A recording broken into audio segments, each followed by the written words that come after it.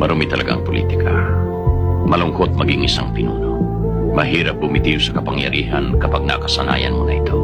Ano ba ang kasalanan ko? Bakit? Pinagtutulong-tulungan ako ng buong puwersa ng gobyerno. Pinalis ako sa pwesto dahil sa pag-iba ko ng partido. Nasaan ang katarungan doon? Hindi pa ba sapat na katunayan ang pagdagsa dito ng mga taong bayan para suportahan ako? Hindi ba tama lang na ang tinig ng bayan ang dapat nilang pakinggan? At hindi inggit, pag-iimbot o kasakiman sa kapangyarihan ang dapat nilang pairalin. Hindi ko alam kung ano mangyayari kaano, pero magsisinungaling ako sa iyo. Kung hindi ko aminin na natatakot din ako, pero kailangan harapin ko. Batas, katarungan, gumising ka sa mahimbing mong pagkakatulog at makikita mo ang